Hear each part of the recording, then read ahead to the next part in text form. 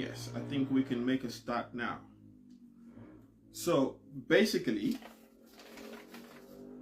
it's called the Judicial Officers Renumeration and Other Entitlements Bill 2024. Now, before we go further, I just want to say this.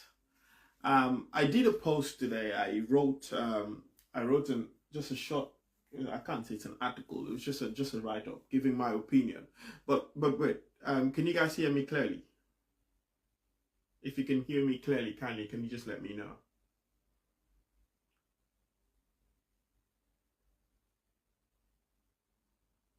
Wally, can you hear me clearly? Am I clear?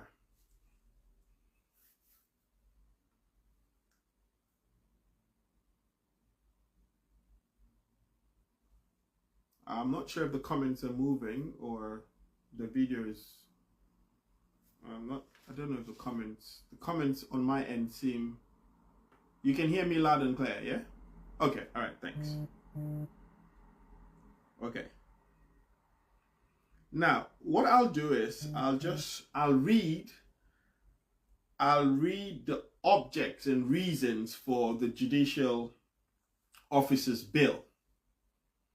It says this bill seeks to address the issue of inadequate remuneration for judges in the Gambia, which fails to attract experienced lawyers to the bench from private practice. The bill seeks to ensure that the proposals attract individuals who possess the necessary experience and expertise to fulfill the responsibilities of judicial office, thereby promoting the administration of justice and the rule of law. The bill aims to rectify the disparity in remuneration between the Gambia and comparable jurisdictions, ensuring that judicial officers are fairly compensated for their service. The bill also seeks to address the inherent risks and challenges faced by judges in the execution of their duties, including the need for equitable remuneration and comprehensive retirement benefits. This bill further seeks to enhance retirement benefits and provide survivor benefits for the spouses and dependents of judges, recognizing the sacrifices and risks associated with judicial service. In conclusion, this bill seeks to preserve the integrity, independence, and efficacy of the judiciary in the Gambia by ensuring that judges are adequately compensated and supported in their vital role in the administration of justice. So this is the objective and reasons for the Judicial Officers Renumeration Bill. However, this is what I want to say. So if you read my post this morning, I am of the view, and this is entirely my opinion, that the Judicial Officers Bill and the National Assembly Renumeration Bill should not have been tabled at the same time. It shouldn't, and I still stand by that. That is my sole belief. Now, the reason why I say this is because it would appear that there is some sort of a conflict. Because whilst the National Assembly members are discussing and looking at the Judicial Officers Bill, they also would have to look at this bill, which is squarely for their purpose, for their absolute benefit and use. I absolutely feel that in order to do justice in a way that is fair and equitable, the Judicial Officers Bill should not go side by side with the National Assembly Bill. It should have been tabled at a different time and space. And that way, people would look at both bills that are being tabled before the National Assembly on their own substantive merits. Now, before I go further, I just want to make a legal clarification. The National Assembly members, before I do that, let me get into my constitution first, before I say this, because I would like to read the provision of the constitution. So let me go into the 1997 constitution.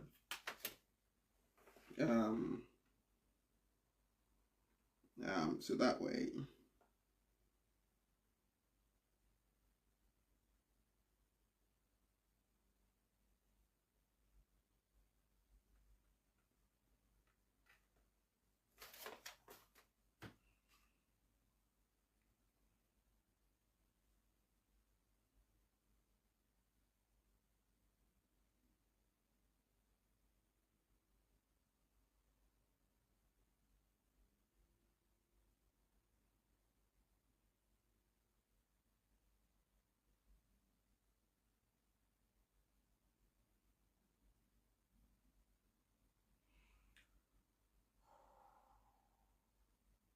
Okay.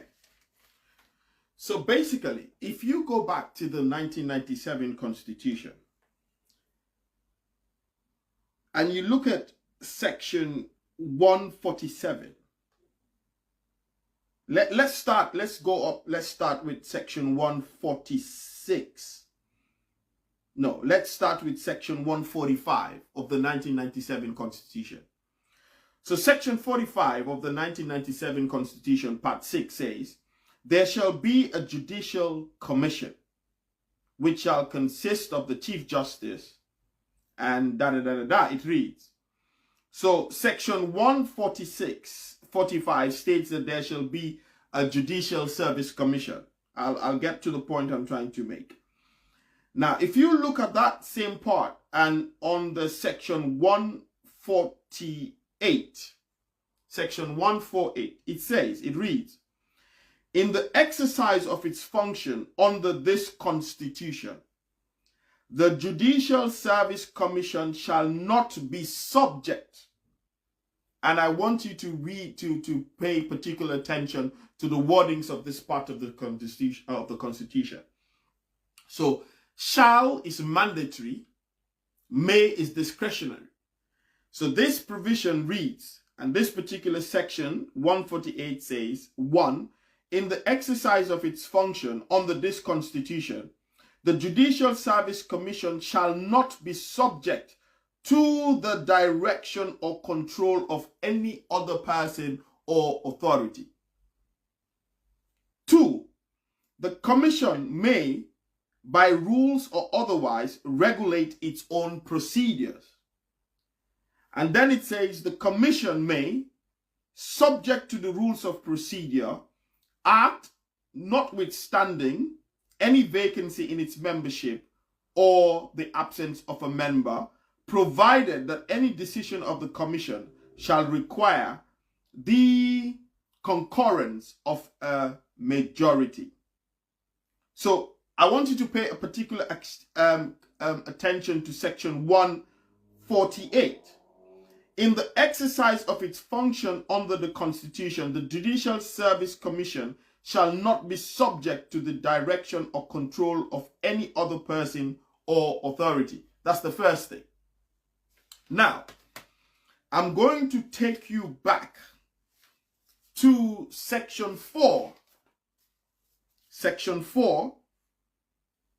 Sorry, this is going to be like, I want to just read all the provisions before I start doing my analysis, so that you don't think whatever I'm saying is just coming from nowhere.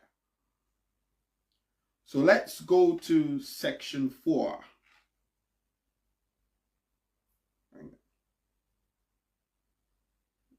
Sorry.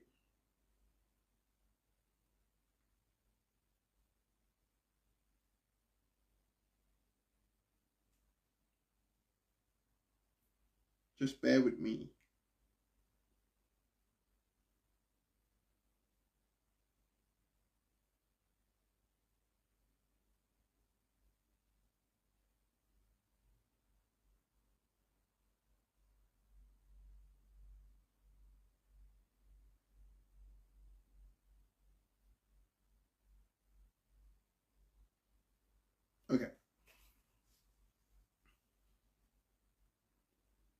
Sorry, I'm using my phone to go into the, instead of my laptop. My laptop just crashed. It's not coming on. I don't know why. I have no idea why. Everything is, yeah, okay, yeah.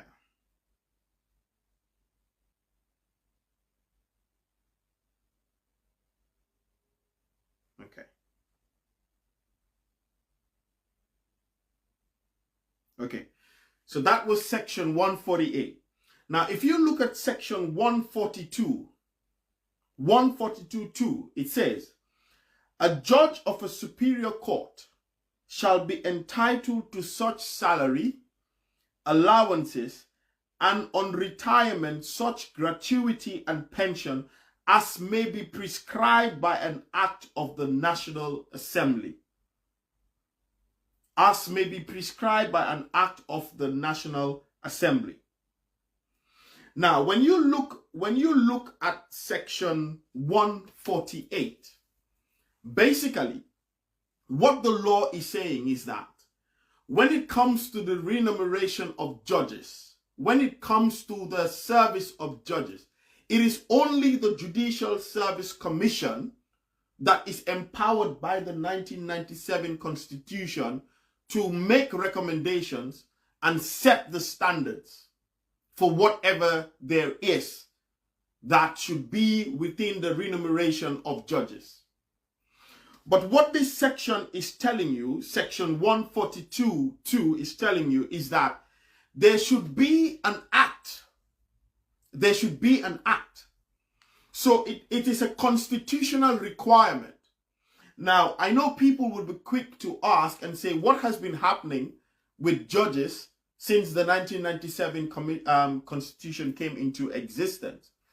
But the truth is, what has happened for the past 27 years that the 1997 Constitution has been in existence is that there has not been, the government has not provided or tabled an act that would be in conformity to section 142A of the Constitution, which states clearly that a judge of a superior court shall be entitled to such salary, allowances, and or retirement, and on retirement such gratuity and pension as may be prescribed by an act of the National Assembly.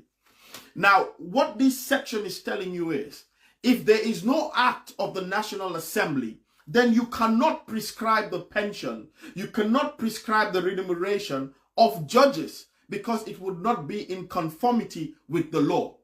The law, the Constitution, has made it mandatory, and that is why it uses the word shall. It has made it mandatory that an act of parliament should exist. It should exist. There has to be an act. So this bill that the government is now tabling before the National Assembly is simply in conformity with the constitutional dictates and requirements. So I don't know if I'm making sense, so if I need to read that again. Now, the Constitution under section 142A states that a judge of a superior court shall be entitled to such salary, allowances, and other retirement, and on retirement such gratuity and pensions as may be prescribed by an act of the National Assembly. Now, the question that we should ask, that Gambians should ask is there an act of the National Assembly that prescribes the remuneration of judges for pensions, gratuity, and other benefits? The answer is no. There is none. So therefore, the Judicial Officers Renumeration and Entitlements Bill is simply a requirement of the 1997 Constitution as provided for, if you read section 142.2 and section 148 of the Constitution. So therefore, even though it has not been done, even though it's been left undone for such a long time, the fact is it is necessary because that is the only way that we could have a legal standing to even discuss and or consider the remuneration of judges of the Superior Court. Now, let me read again what section 148 says. Again, I mean, for the last time.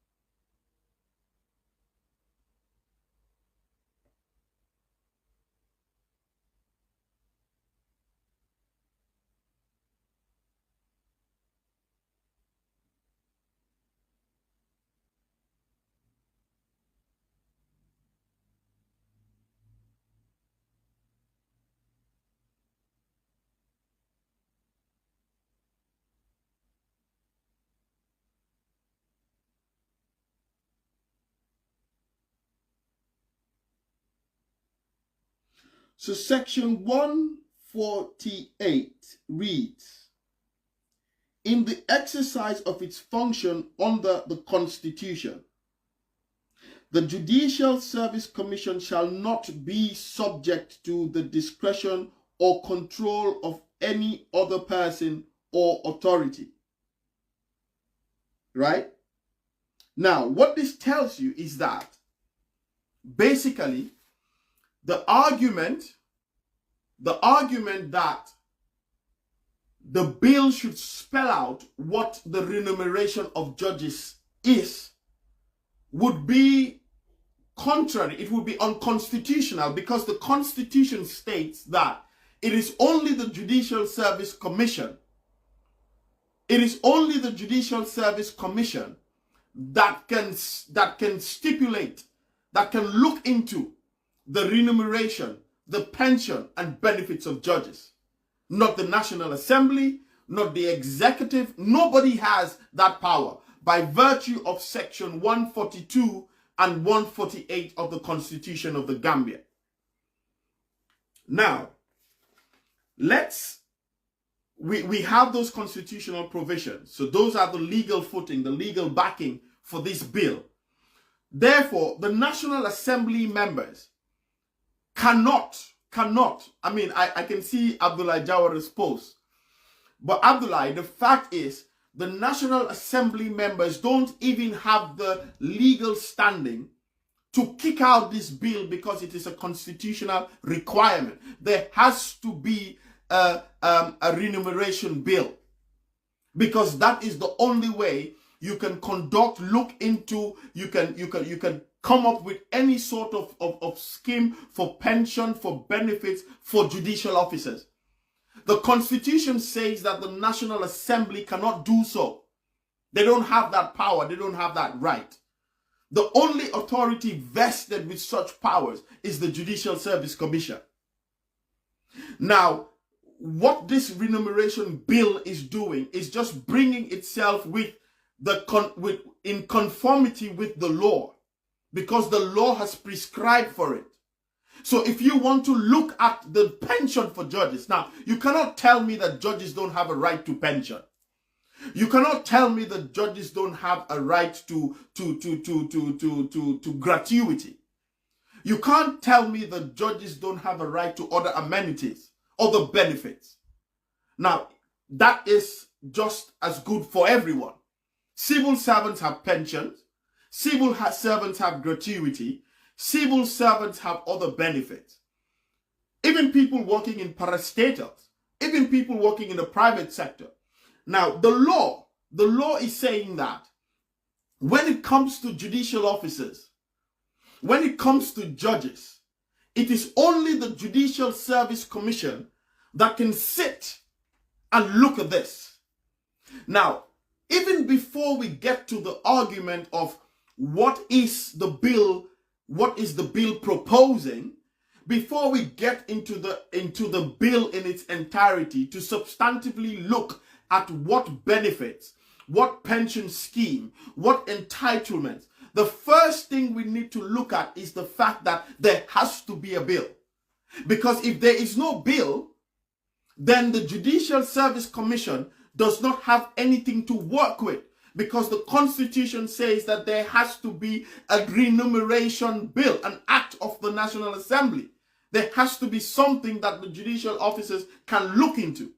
Now, when that is provided for, then the Constitution also says that it is only the Judicial Service Commission that can look into it.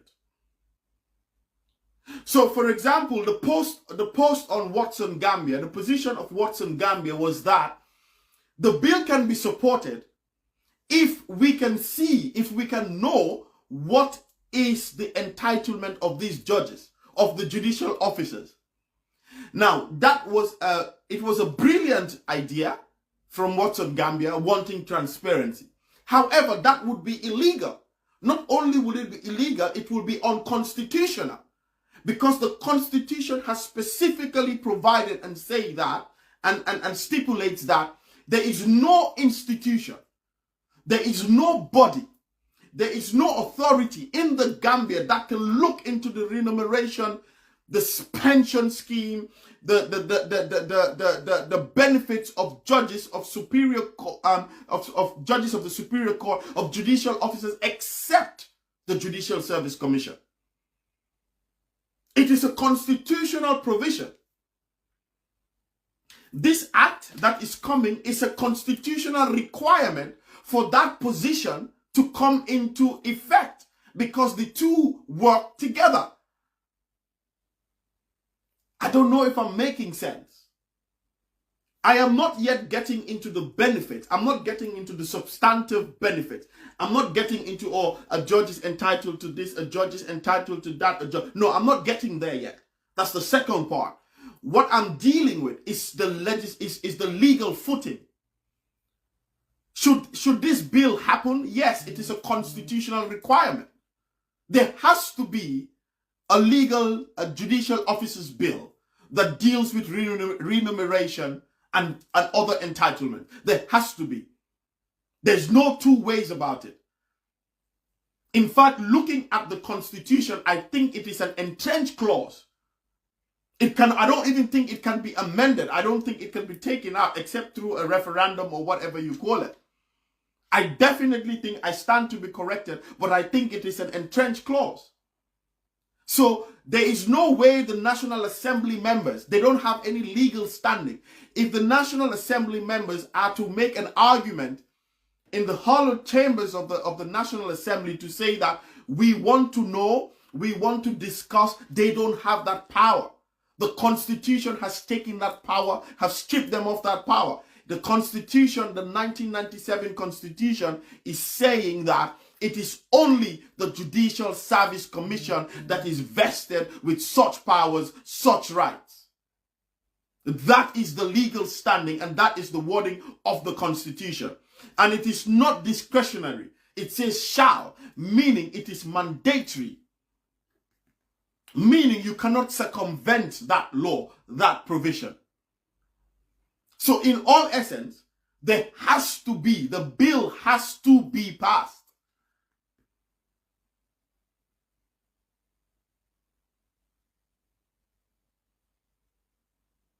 It has to. Because in looking into the remuneration bill of 2024 does not stipulate, this act, this bill does not say that a judge will receive 20,000 salary or a judge will receive on pension 30,000. No, it does not say that. The bill is simply giving you a skeleton of what the judges, the proposal is a skeleton of what the judges should be entitled into. It should be entitled to. Now, getting into the nitty-gritties, getting into the substance of it, getting into spelling out what it is, cannot be debated by the National Assembly member. They don't have the constitutional powers to do so. Because Section 142, Section 148 of the Constitution prohibits them from doing so. Because the Constitution has vested that the only authority that can look into the remuneration of judges in tandem with an act of parliament that exists, which we don't have now, So we need to have one which is a constitutional requirement. It's only the Judicial Service Commission. Now, I'm going to look at that again. I'm going to go into the Constitution again and read it one more time just to sink that point in.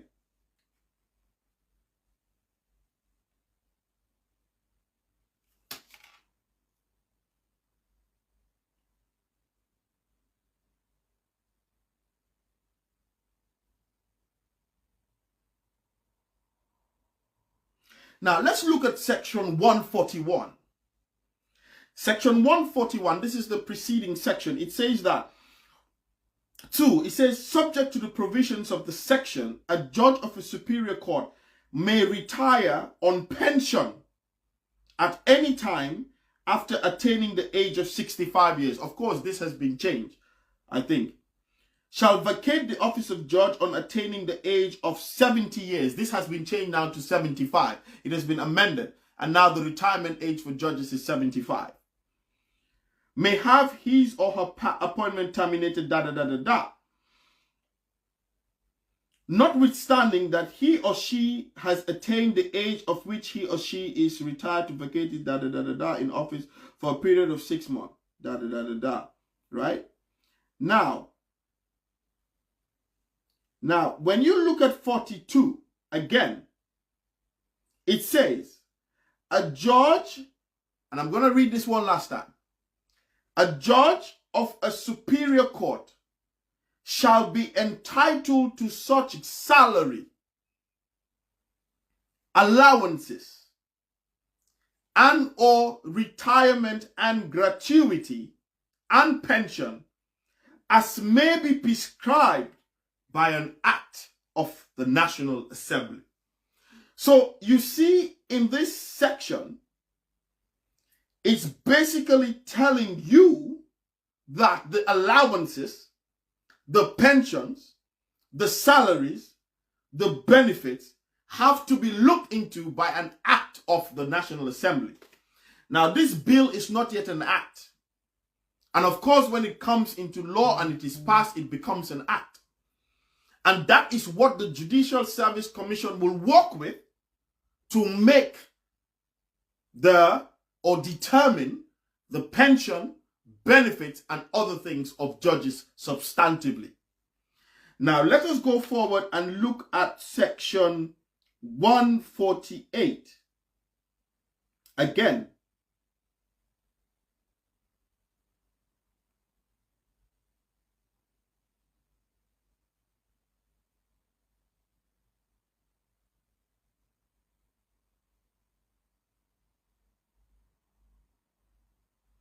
Section 147, let's look at 147. It says, in addition to other functions conferred on the Judicial Service Commission by the Constitution, remember, by the Constitution, the Commission shall have powers to, 1, advise the President in the exercise of their powers relating to the appointment of judges, to make recommendations as to the terms and conditions of service of judges, of judges and other judicial officers and staff of the courts.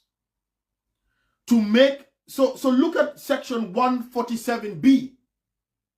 The Constitution vests in the Judicial Service Commission alone, not the National Assembly, not the executive, not any other institution in the Gambia, just squarely on the Judicial Service Commission alone. Now, 148 says, in the exercise of these functions, as in, if you look at the preceding section, section 147B or C says, to make recommendations as to the terms and conditions of service of judges. Now, when you go further in section 147, it says, in the exercise of its function, under this Constitution, the Judicial Service Commission shall not be subject, which is mandatory, shall not be subject to the direction, to the control of any other person of authority. I think this is very clear. This is very, very clear. That there is no other authority, there is no other body that is vested with legal and constitutional powers to look into the salary benefits of judges except the Judicial Service Commission. So that's very clear. If I want to move on to the second part, so if it's not clear, you guys can, by way of comments, just let me know.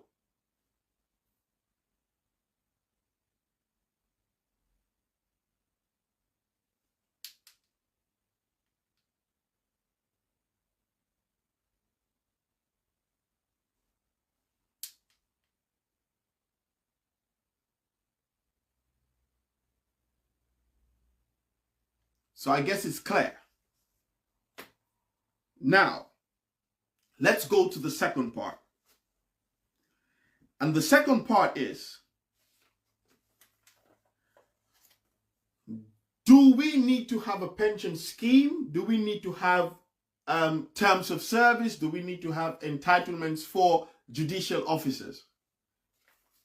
Now, let's look at this clearly.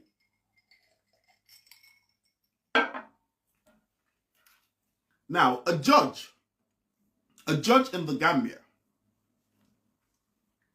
earns about £1,100 as of today. I think before it was 50,000 that they were earning. But a judge in the Gambia earns about £1,100 a month.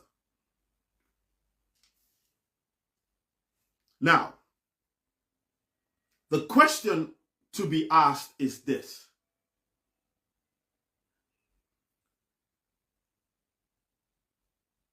Is a judge entitled to do outside work aside of being a judge? Can a judge set up a business outside? Can a judge do some sort of consultancy outside?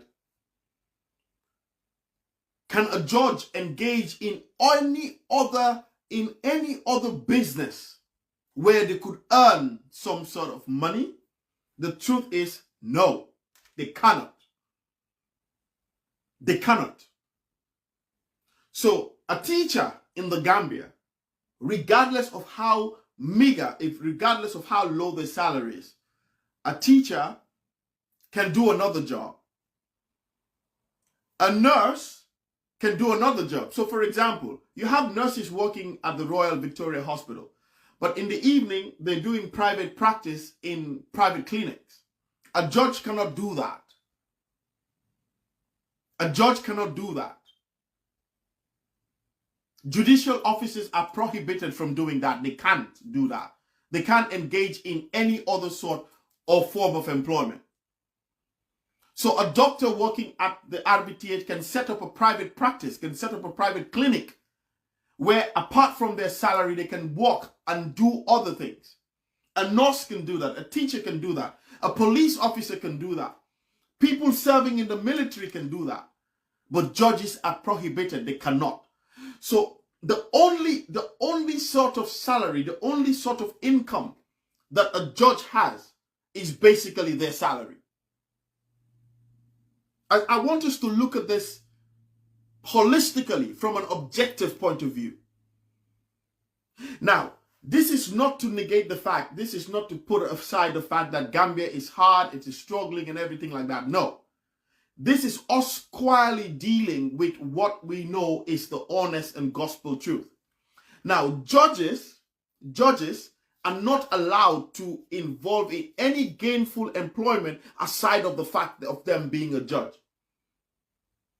Now, if you pay a judge $1,100, which is about $90,000, now, this judge cannot even, with that amount of money, that is all they have, that is their absolute income. Now, this 1,100 pounds or $90,000 is, that is where they have to have their, it is derived from that same amount there. Because I was of the impression that they have that, and then they have professional allowances, they have telephone allowances, they have housing benefits and all other stuff. But I've been made to understand today that from that salary, that is where they have the telephone allowance. It is from there that they have their housing allowance. It is from there that they are paid their professional allowances. And aside of that, they cannot engage in nothing else. They cannot engage in nothing else. This is all they get. But yet still, we want to have an independent judiciary where the judges of the Superior Court can adjudicate in a matter that is fair, in a way that is consistent with integrity, with justice, with equity, with good governance. But these judges don't have absolutely nothing else. And the fact is, if you look at the remuneration of judges, Gambia is the least paid in the entire world. And I've done an extensive research on this. And if anybody knows me, you know I won't just come out and just speak and say things I don't know. They are the least paid all over the world. Now, if you want to have an independent judiciary, if you want to have a judiciary that is worth its salt, they have to be taken care of. Now, you don't expect a judge. So, for example, some of the judges in the Superior Court have been there for 20 years. They just increased their salary some few years ago. Before that, they were receiving about $40-something thousand a month. Now, taking the economy into consideration, these judges don't have any other access to any other fund. Not zero. And then we expect, so for example, let's look at the civil servants. Civil servants have schemes where they could have loans to build a house. They could have loans to buy cars. The judges don't have this. There's not a scheme of service for judges, for judicial officers. It does not exist. It does not exist. Because we do not have this act that spells out the remuneration of judges. It has never been in existence. And therefore, what we saw in the former regime is that because judges at that point in time were subjected to all manner of and sorts of things, we all could agree that the judiciary was not worth its salt at the time. We all can talk about mercenary judges that we said we had. Because one, the judges don't even have a security of tenure of their terms of service. There's no security of tenure for judges. The president can fire a judge. Of course, it says in consultation with the Judicial Service Commission. But the Constitution provides that the president can fire a judge. So that judge does not have security. But what we have seen in this dispensation is that judges of the Superior Court are free and independent to act and behave in a manner that is befitting of equitable and fair justice. In fact, not too long ago, we had a minister, I think it was Minister Hamad Ba, who was saying that judges should not rule against the state, against the executive. What that tells you is that even the executive is feeling the pinch because of the independence of the judiciary, because of the independence of the judges. Now, you don't want your judges not to have pension benefits. You don't want your judges not to have gratuity. These judges, it is prescribed that the judges cannot work. After retirement, they cannot do anything. They cannot engage in consultancy. They cannot engage in any meaningful work. They cannot start private practice. They can't do that. They can't do that.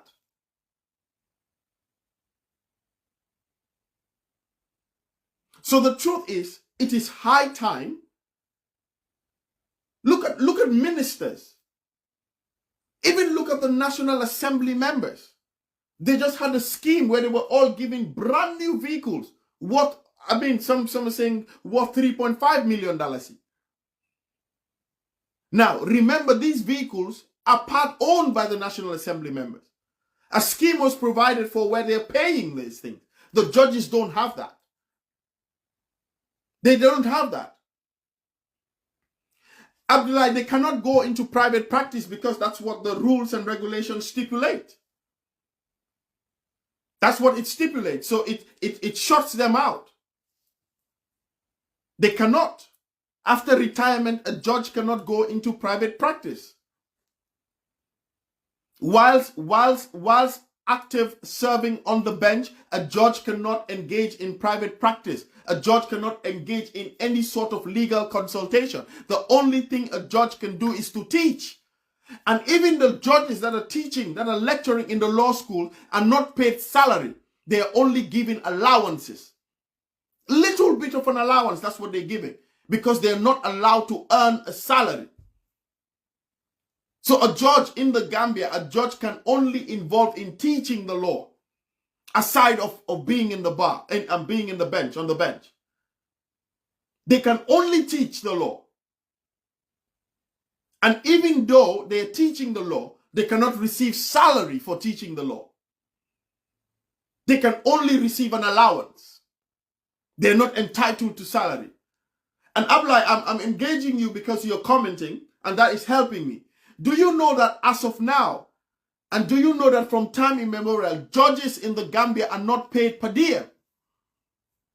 Judges in the Gambia are not paid per diem. They are given travel grants of 300 and something pounds at the rate of central bank. Now let's look at the disparity. The judiciary is an executive arm of government. It's an arm of government just like the executive and the National Assembly members. And in fact, the judiciary is a very important arm of government. The judiciary is the only arm of government that can put a check on the executive and the legislature. The only arm of government that can check the legislature and check the executive. Yet still, we see how ministers in the Gambia are rewarded. We see the benefits that comes with being a state minister. We see the benefits that are coming from being a National Assembly member. Now, apart from the salary of a National Assembly member, do you know what the sitting allowances are for National Assembly members?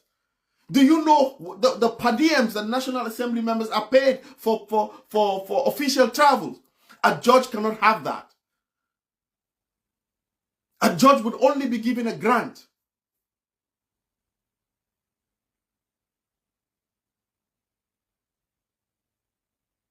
Now, these are the same judges that you expect to sit over drug cases worth $40 million. These are the same judges that you expect to adjudicate on cases worth millions and millions and millions of dollars. Yet the judge is going home struggling. I think 90% of the judges of the Superior Court have vehicles that were given to them 7 years ago. Some of them have spent most of their time, the vehicles are in garages. So we are not taking care of our judges. And you cannot compare. You cannot compare judges and teachers because the law provides. The law provides for teachers, civil servants to engage in other gainful employment. And I'll read it for you. It says private work by government officials. It says a public officer may accept paid work in addition to his public duties. A public officer may accept paid work in addition to his public duties. Such work shall not in any circumstances be carried out during official working hours or be such as to prejudice or compromise his official functions and duties. And also it says that no government resources are to be used in carrying out such work. So the law provides for public officers to engage in meaningful work and accept paid for. Most of them are doing it. State councils in the Ministry of Justice are engaging consultancies privately. They do other things. We know teachers who are teaching extra classes, have studies, and doing other things. They can even go and work take up other employment. Doctors are doing it. Nurses are doing it. Engineers are doing it. Civil servants are doing it. The judge cannot. Judicial officers cannot do this. They can only rely on their salaries. And if you load the code of conduct of judicial officers, they're not even allowed to accept gifts. You cannot go like you go to Gambia and you see your ex-teacher, and you go to a supermarket, you see a teacher, and you're like, oh, that's Mr. This, Mr. Owusu, Mr. That. Oh, don't worry, I'll pay your gift. I'll pay for your shopping. A judge cannot accept that. A judge cannot accept that.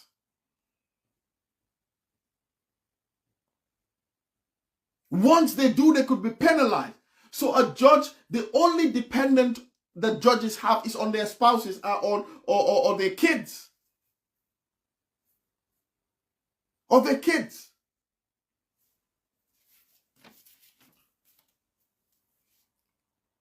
So we see the need why the Gambia, even Sierra Leone is an LDC country.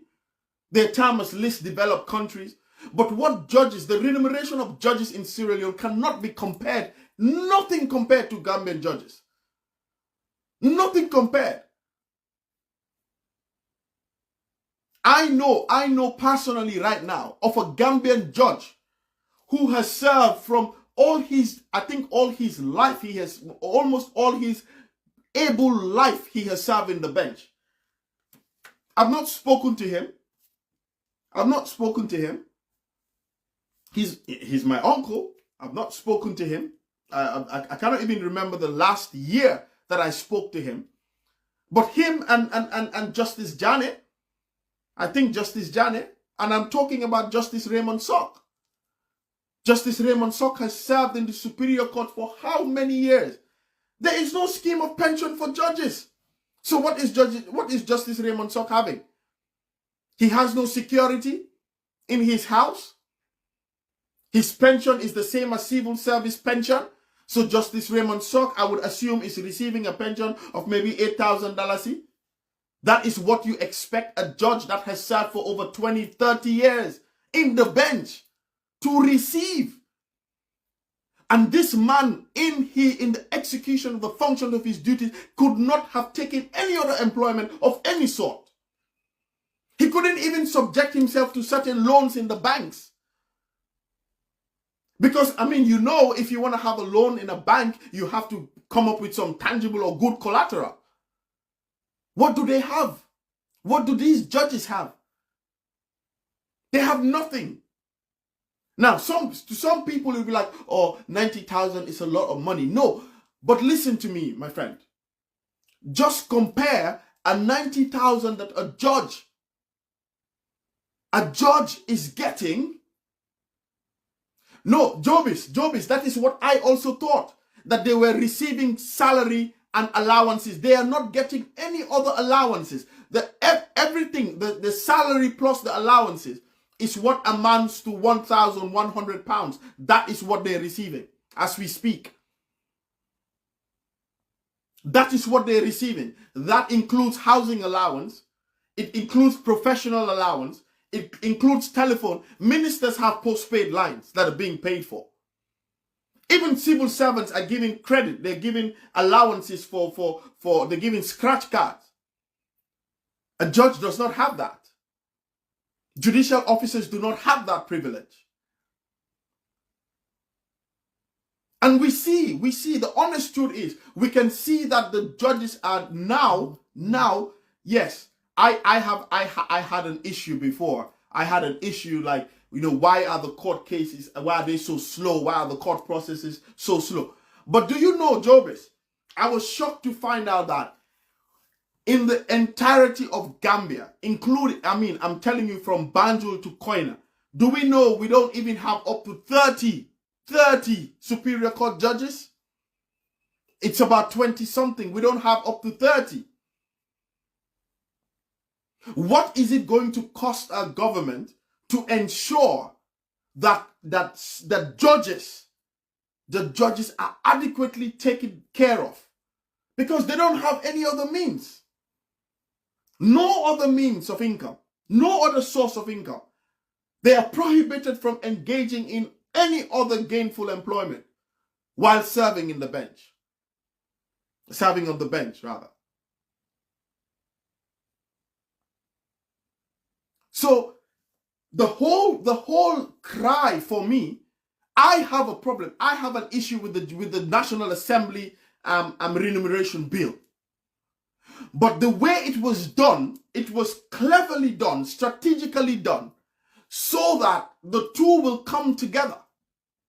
So if you look at the discussion, it is difficult to make a discussion and talk about the Judicial Service Bill or talk about the National Assembly Bill without talking about the Judicial Service Bill. Now, if you look at, you see, in every democracy, in every functioning government, the last bastion of hope for the citizens is the judiciary, is the judges. It's the judges. Once you have compromised judges, it's going to be total anarchy.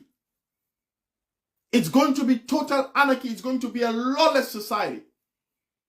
Now, some people made the argument, say, why should a judge have security after retirement? I'll tell you, it's such an easy answer. You have judges that are sending people to jail for 20 years, 30 years. You have judges that are adjudicating on highly contentious land matters. You have judges that are adjudicating on highly polarized, highly contentious religious matters, who are ruling and respecting the secular nature of the Gambia. Yet still these people are sending people to jail. They are sending people they're sentencing people, and then you want these individuals, after they leave office, to be without security and be dependent on a $10,000 a month salary? Come on, guys, let's be honest to ourselves. It is not humanly possible. It is not humanly possible. The judges deserve better. The judges deserve better. Have you guys thought about it? Have you guys asked yourself the question? If you want independent judges, judges of substance and integrity, judges that will be beyond reproach, judges that the ordinary Gambian cannot attract with bribes, with little gifts here and there, those individuals have to be adequately taken care of. It's common sense. You cannot have a sitting judge preside over a cocaine case with a street value of 40 million pounds, with a street value of 300,000 pounds, with a street value of $1 million, and then you expect that judge to adjudicate in a fair and equitable manner. But still that judge has a daughter or a child who he or she the judge cannot even afford adequate health care for. And remember, these judges are meant to be a certain way in society. They can't go and beg. They can't go and ask. A judge, you will never see a judge that is asking for a GoFundMe. How can it? You see, Jobis, the fact is, you're asking the question, how can a government afford this? But I will pose the question back to you. How can a government afford to go on Meet the People tour? How can a government afford to do all the things that governments do? How could government afford to buy 57 luxury vehicles worth $3.5 million for National Assembly members, for crying out loud? How can they afford it? The executive, the National Assembly members, they are all pivotal arms of government. They are not better than the judicial arm. They're not better than the judicial arm. The last time we saw that ministers were allocated plots of land. The ministers have other privileges that judges don't have, can never have. How many state ministers we know that are state ministers, but yet still they have businesses? And Jobis, I'm directing this to you. I mean, the whole conversation of the Nero and all that thing, what were they saying? They were saying that some of them were owned by state ministers. They established businesses. Can a judge do that? No, a judge can't do that. But yet still we expect that everything that happens, we run to the courts. We run to the courts. But these people are sacrificing their lives. They're sacrificing their family.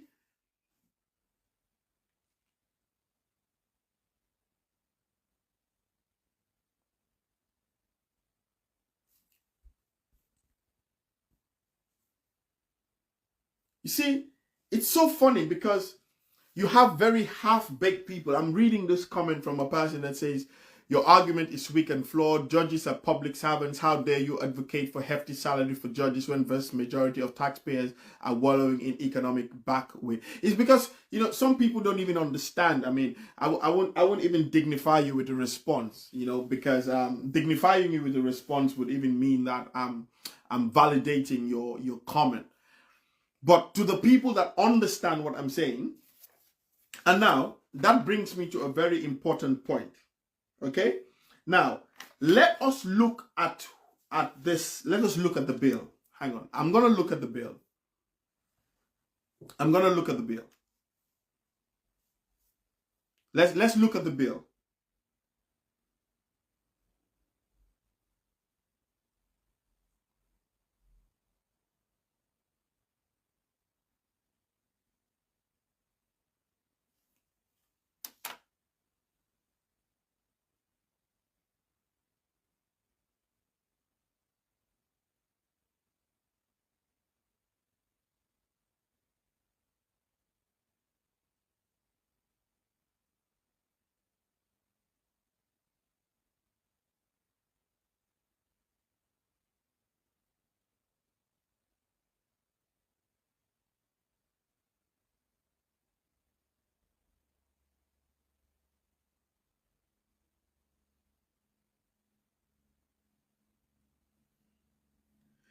Okay, now I'm going to read the bill. So for those that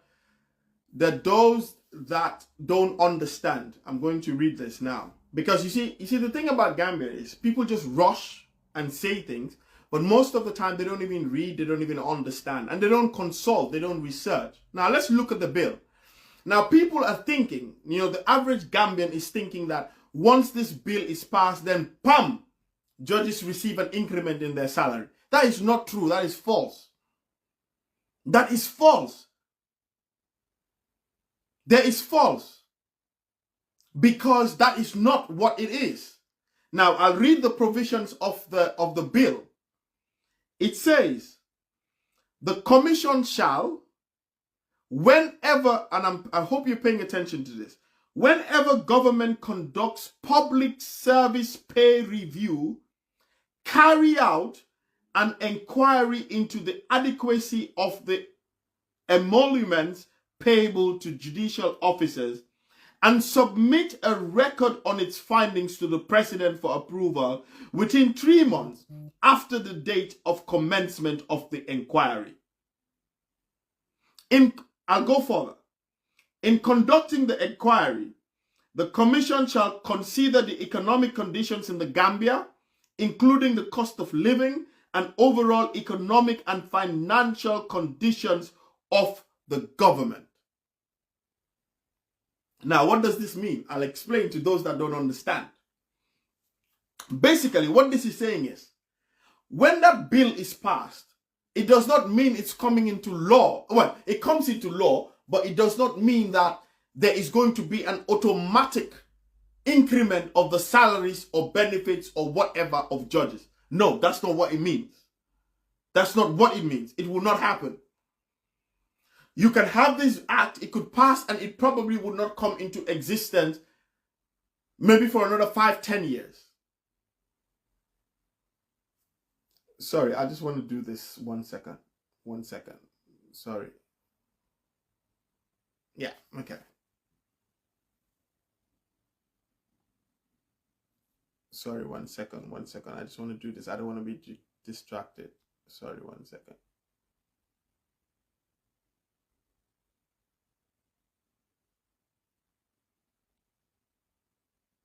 Okay. Okay. So basically, now I'll read it again. I'll read it again for those that have not seen the bill and are just making the arguments.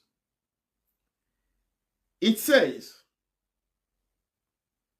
the commission, that is the Judicial Service Commission. Remember, I already explained that the Constitution only mandates the Judicial Service Commission to look into the remuneration, the salary, benefits of judges. It is only the Judicial Service Commission that can do that. But look at this act, what the act is saying. It says in section 4 that whenever government conducts a public service pay review, okay, you know what that means? It means that basically nothing would happen until when the executive sits and decides, you know what, we're going to have a public pay review. So passing this law does not mean the judges are going to start having some sort of benefits tomorrow. It's not going to happen. It's not going to happen. It is not automatic. It is not automatic. It says, which makes common sense, if the government conducts a public service pay review, then the commission will carry out an inquiry into the adequacy of the emoluments of judges, of judicial officers. They will conduct an inquiry. Now, when they conduct an inquiry, it does not stop at that. It says they will then submit the report of their findings to the president for approval. And that is the executive. So the executive can approve or disapprove. And it says when they are doing their report, the commission will look into the economic conditions in the Gambia, including the cost of living and the overall economic and financial conditions of the government. So it is not automatic. It is not automatic. Not automatic.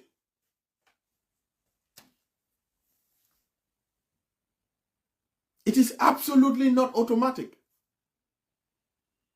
It is only when the executive conducts a public service pay review.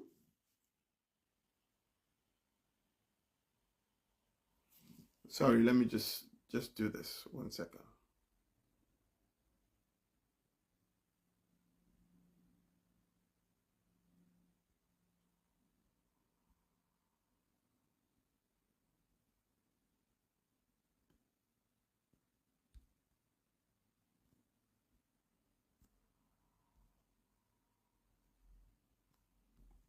Sorry, 1 second.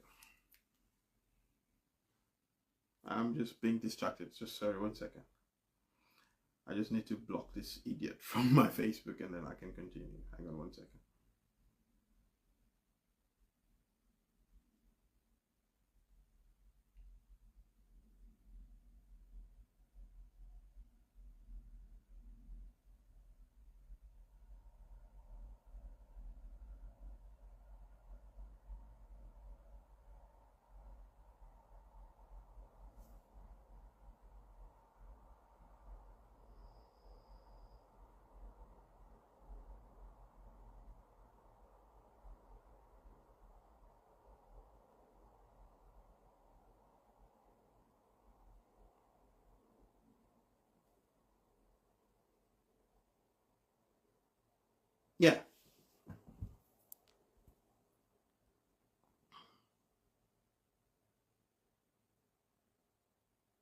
Okay? So basically, that's what it is. It does not mean that this act is prescribed by the 1997 Constitution. It has to happen. There's no way around it. For judges to have their benefits, their retirement, their everything, there has to be. There's no way around it. There has to be an act, and there has to be a Judicial Service Commission that would look into it. Nobody else can. And then I've explained to you that it does not mean that when you pass this, that tomorrow the judges are going to... It's possible. Let's say, just imagine. Let's imagine that the government does not do a public service pay rise for 10 years. It means that what the law is saying is that then that is when they will have a review. I don't know if I'm making sense. It says the commission shall, whenever government conducts a public service pay review, carry out an inquiry into the adequacy of the emoluments payable to judicial officers. It is only when the government conducts that is when the Judicial Service Commission can look into the remuneration of judges. And when they do that, they cannot just do it. They have to send that report to the president. They have to send it to the executive. They will have to sit over it. They will have to look into it before it comes into existence. And it says when they are considering the report, that the economic conditions in the Gambia, including the cost of living and overall economic and financial conditions of the government, must be looked into. It has to be looked into. So for me, the issue is the judiciary being adequately taken care of by the executive? And the truth is, the answer is no, it is not happening. Look at last year's budget for the judiciary. It was slashed by the National Assembly by $80 million. $80 million. You go into some of our courts, the litigants have to buy now cash power and stuff for the courts because they don't have money. And remember, when you have a National Assembly budget approval, it does not mean that they have the whole chunk of money. They are paid quarterly. Sometimes the payment don't even come on time. It don't even come on time. And you have courts running from Banjul to Koina. So we need to look at this. And instead of taking a particular position that no, the judges are receiving this X amount of money, no, we need to understand and look at the life of judges. How many judges can even afford from their salary to build a house? How much does it cost to build a house in Gambia? How much does it cost to build a house in Gambia? You pay a judge a salary of £1,100. From that salary, they have to pay for their kids. They have to pay housing benefits. That's where their housing comes from and stuff. And judges are not given free houses. They're not given free houses. In fact, I was informed that some of the judges that were occupying the AU villas, they were given a directive to vacate. I think it was a 30-day notice to vacate those villas because it was set aside for foreign judges. And remember, the foreign judges that are coming to Gambia mostly are through technical assistance. So these judges are being paid by their home country. Remember, they come to the Gambia on contract, so at the end of the contract, they are paid a gratuity. They are paid all the benefits that the local judges have. And still they're being paid by their respective countries who have sent them to Gambia as technical assistant, some of them through the Commonwealth. But yet still, we feel that our judges are not entitled to any sort of protection. I think that is wrong. My opinion may not be popular, but it is the fact and it is the truth. There are so many other things that is being done in government that we are giving a blind eye to. Why do we feel that the legislature, the legislative arm or the executive arm should have more benefits than the judicial arm? The judicial arm that is actually keeping the executive and the National Assembly in check. The judicial arm that is actually curtailing the excesses of the executive and the National Assembly. Now, if anything goes wrong with the executive, the first thing you hear people say is you run to the let's go to the courts. Let's go to the courts. But if you don't have such benefits that can really attract the greatest of minds in the bench, then what will you have? A wishy-washy judicial system where anything goes? Where the executive can just give them gifts and therefore all their judgments and all their rulings will go in favor of the executive? You don't want that. As a people, we don't want that. So we need to reconsider. We need to reconsider our position. Judicial officers deserve to have a better life. Judicial officers, it is not putting them or pitching them above anybody else, but the sort of work they do. The sort of work they do. The terms and the rules and regulations governing their terms of service is so unique in such a way that they have no other room to maneuver, to earn, whilst every other public official can do so.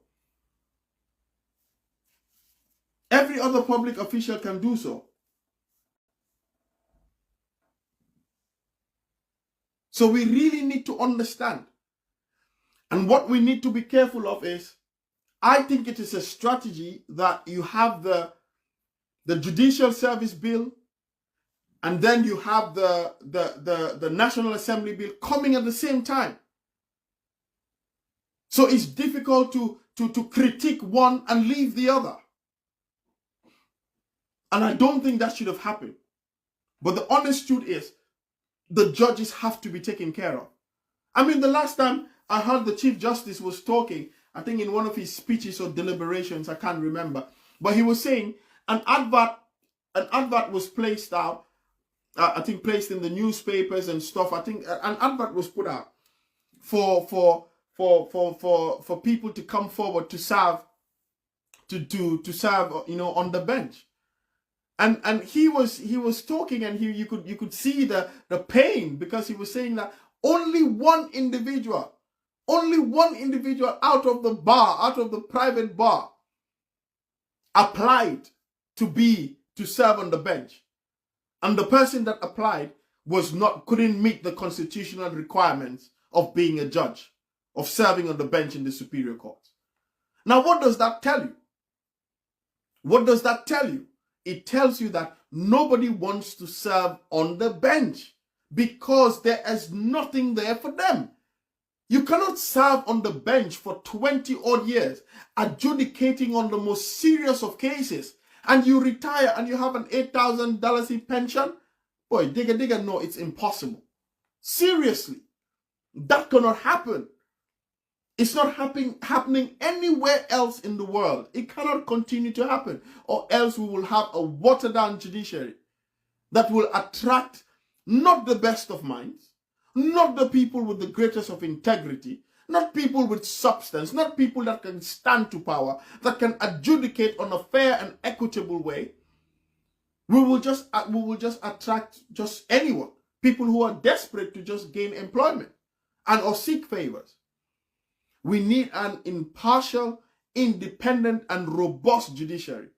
And the only way you could do this is to make sure that judges have adequate benefits, adequate entitlements, adequate remuneration that befits the type and sort of job they do. The hardest of criminals The hardest of criminals are brought before our judges. They adjudicate on these matters. When things go wrong with the executive, we go to the courts. When the National Assembly passed some sort of a bill, passed a law that allowed them to have some benefits of, I think it was housing and loans and things like that, to build houses and stuff like that. What happened? Civil society went to the courts, and the courts declared it to be unconstitutional. The only entity in government that curbs the excesses of the executive and the legislature is the judicial arm. And therefore you cannot under no circumstances watch and see the judicial arm suffering and struggling whilst it seems that the executive and the legislature are flourishing. And you cannot make the argument that there's no money in the country, because these people, yes, there's no money, we all agree. Cost of living is hard, cost of living is high, but the fact is the judges are also part of that society. They are living in that society. They don't have the room to maneuver like we do. They don't have the room to maneuver like the teachers do. They don't have the room to maneuver like the doctors do. They don't have a room to maneuver like the engineers do, like nurses do. Yes, they are not having a salary as great as a judge, but you wouldn't expect it anywhere. Come on, even when we want to draw comparison, most of the time we take comparison from America. Oh, it would be done like that even in America, even in England, even there, even here. You wouldn't expect a judge to receive the same salary. A Supreme Court judge in America would not receive the same salary as a teacher, would not receive the same salary as a university professor. No, absolutely not. Because of the nature of their job, because of what they do. The fact is, this bill that is being tabled before Parliament is a constitutional requirement. No matter how you look at it, it is a constitutional requirement. And secondly, the National Assembly, it's a misconception to say that the National Assembly members must look at the benefits, must look at what it should be spelled out. No, it is only the Judicial Service Commission that is vested with such powers as provided for in the 1997 Constitution. No other entity can do so. Again, like I said, my opinion may not be popular because I think some people just shout and scream, they go with the crowd and say everything. In fact, even me, when I looked at it this morning, if you go back on my post, I did say that. I said both bills should not go through. But my emphasis was on the the National Assembly members. And I'm saying if that is the case, then both bills shouldn't go through. Both bills shouldn't go through. But the fact is, the bill for the judicial officers is a constitutional requirement. In the absence of that, the Judicial Service Commission would have absolutely no act of the National Assembly to look into, to work with, to make provisions or make a report or recommendations for the remuneration of judges that should be presented to the President for approval. And the last point I want to make before I stop is that this is not automatic. I've read the law for you. It is not automatic.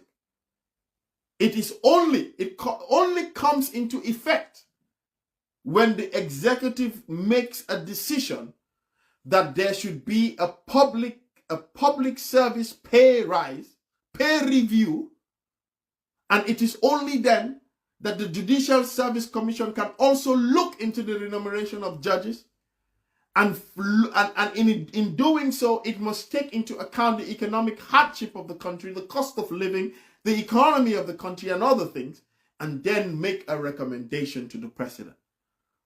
So again, you see where the checks and balances come, because it would be the executive arm that would have to approve it before it becomes a reality. So this is my take when it comes to the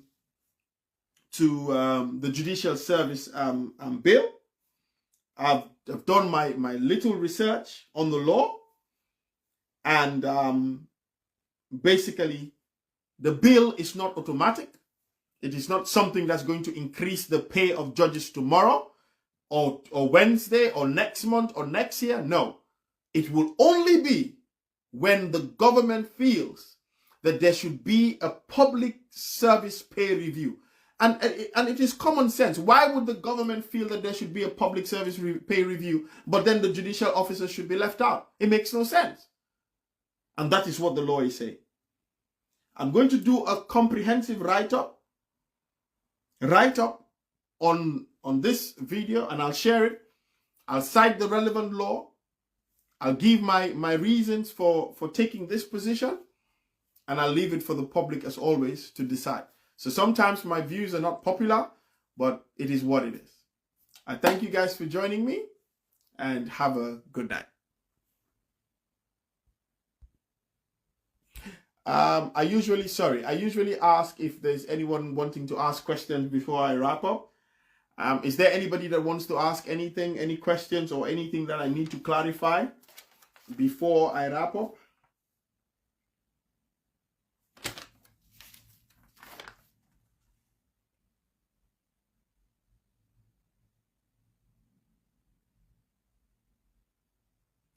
I think not so. So I'll just leave it at that, but you can follow my page and I'll do a write-up on this. All right, good.